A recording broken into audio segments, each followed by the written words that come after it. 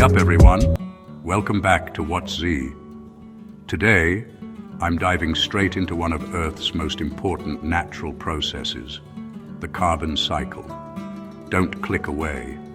I promise this thing is at the heart of life on our planet, and by the end of this video, you'll see carbon in a whole new light. So, what is the carbon cycle? Well, imagine Earth as a massive recycling machine. Carbon is the superstar element.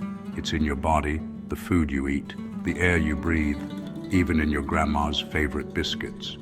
The carbon cycle is simply the way this element moves from one place to another, connecting the land, the sea, the sky, and every living thing. Let's start at the beginning, the atmosphere. Carbon dioxide, or CO2, floats around up there.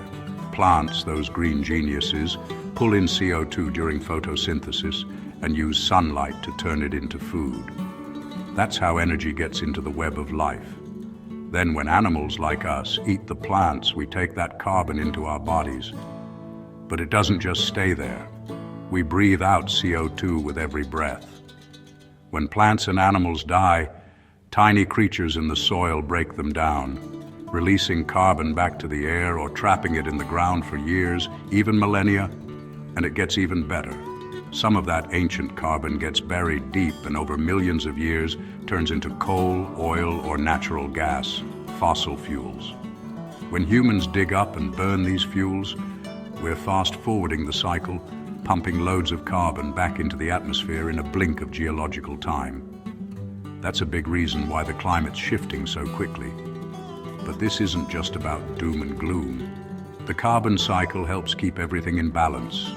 Plants grow, oceans breathe, animals thrive.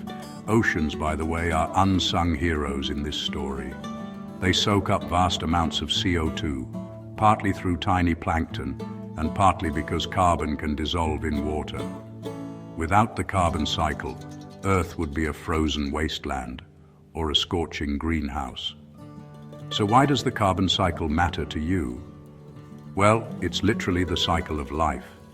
Understanding it helps us make better choices for ourselves and the planet, like planting trees, protecting forests, and being smart about energy.